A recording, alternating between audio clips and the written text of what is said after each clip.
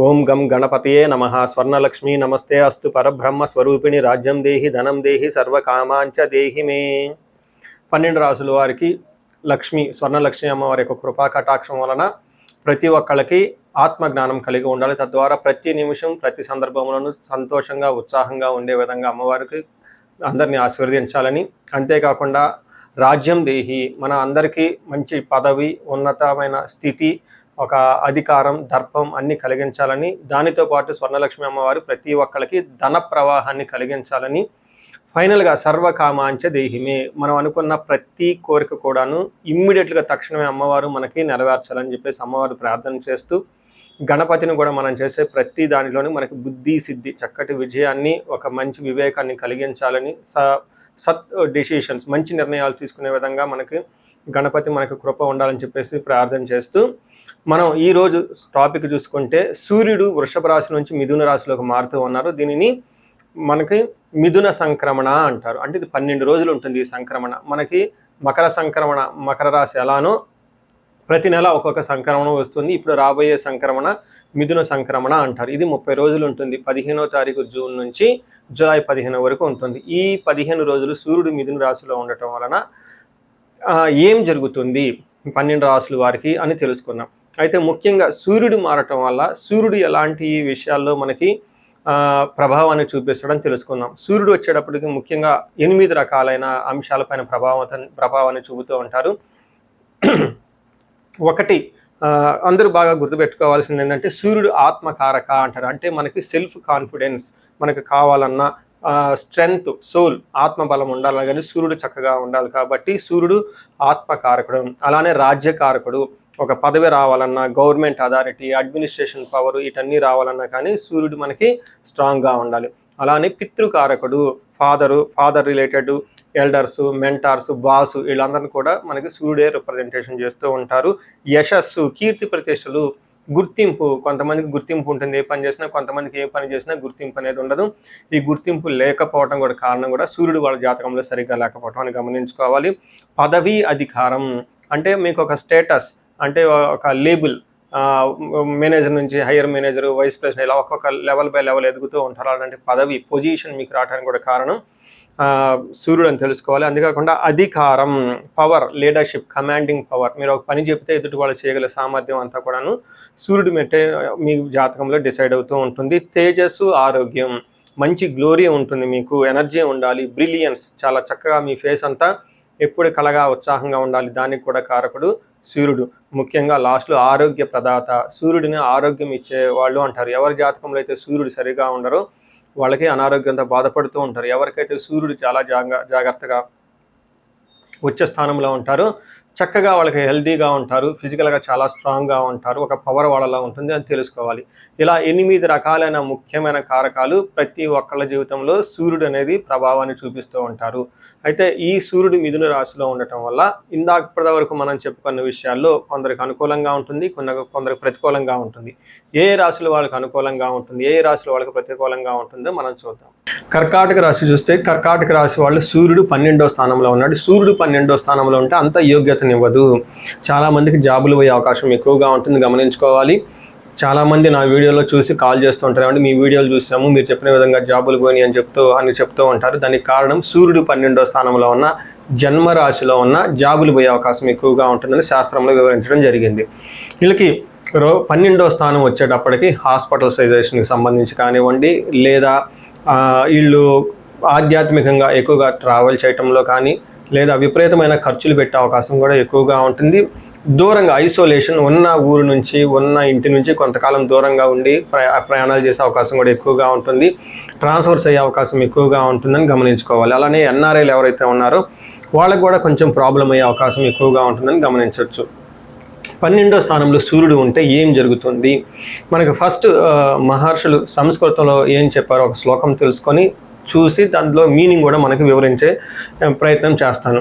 మనకి ఇందులో ఏం చెప్తారంటే శ్లోకంలో స్వస్థాన నాశనం చైవ బంధురోగ ధన వ్యయ ప్రాణపర్యంతం మాపత్తిం అవమానం రవే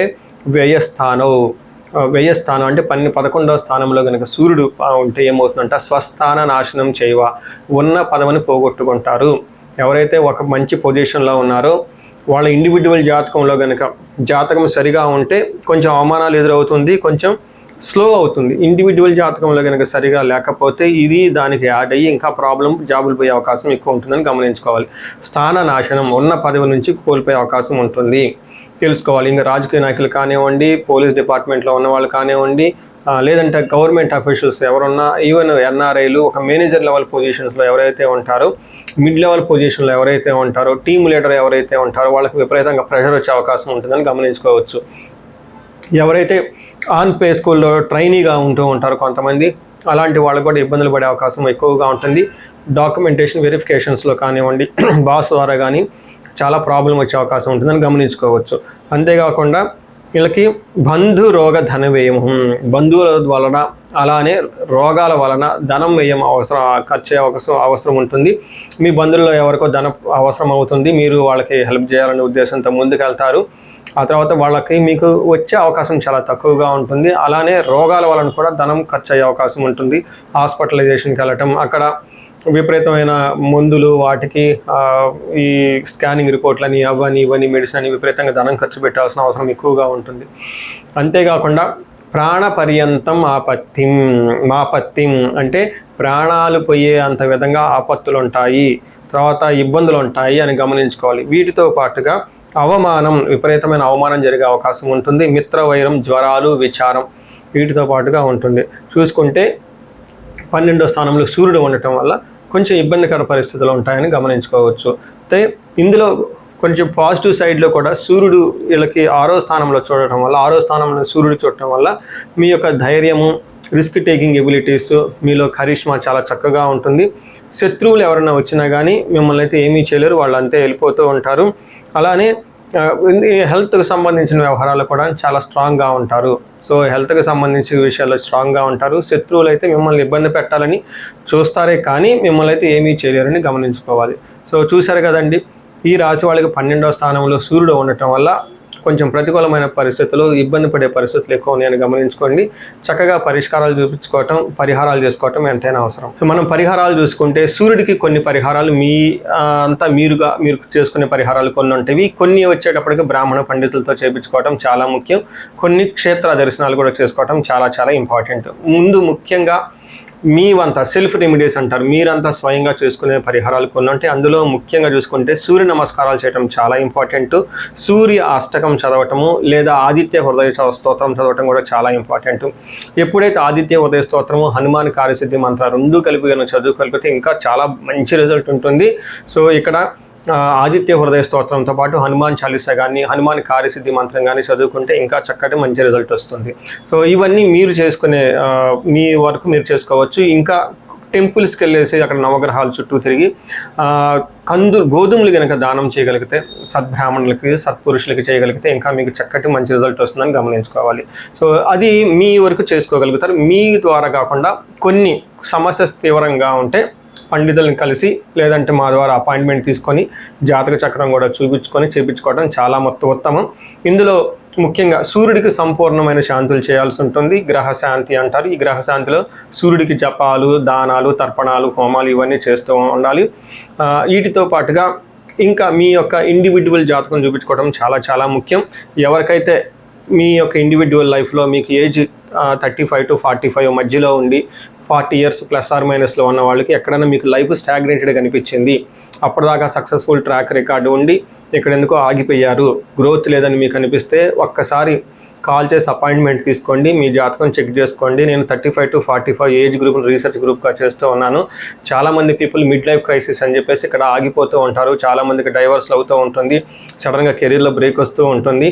సో ఈ మిడ్ లైఫ్ క్రైసిస్ని మన ఆస్ట్రాలజీ, వేదిక్ ఆస్ట్రాలజీ ఎలా డీల్ చేస్తుంది, దాంట్లో ఏమేమి ఉంటాయి అని చెప్పి తెలుసుకోవచ్చు. ముఖ్యంగా జ్యోతిష శాస్త్రం ప్రకారం గ్రహ శాంతులు అని ఉంటాయి, గ్రహ దోషాలు అని ఉంటుంది. మీ యొక్క అంతర్దశలు, దశలు తెలుసుకొని వీటిల్లో ఏదైనా ఒక గ్రహం దోషం ఉండటం అయితే మీరు స్టాగ్నెంటెడ్ అయిపోతారు. దాన్ని ఎలా బయటకు రావాలనే పరిహారాలు తెలుసుకోవాలి.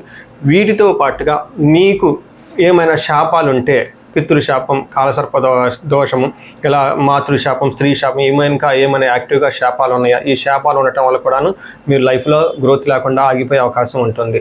సో ఎవరికైనా సరే ఎలాంటి ప్రాబ్లం ఉన్నా ధనానికి ఇబ్బంది పడిపోతూ ఉంటే స్వర్ణలక్ష్మి విశేష హోమం చేయించుకోండి.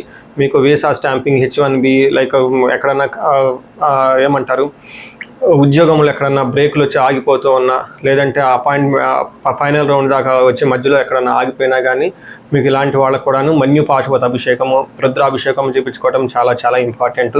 భార్యాభర్తల మధ్య గొడవలకు అన్యోన్య దాంపత్య పాశుపతం చేయించుకోవటం, ఎవరికైనా సర్పాలు, కాలసర్పదోషాలు, మహాకాలసర్పదోషాలు అంటే కాలసర్పదోష నివారణ పూజలు, పితృదోష నివారణ పూజలు మీ యొక్క జాతకం చూసుకొని ఇవన్నీ చేసుకోవటం వల్ల జీవితంలో 10 రెట్లు ఖచ్చితంగా వెళ్ళే అవకాశం ఎక్కువగా ఉంటుందని గమనించుకోవాలి. మీ అందరికీ అష్టైశ్వర్యాలు కలగాలని, భోగభాగ్యాలు కలగాలని చెప్పేసి కోరుకుంటున్నాను. నమస్తే.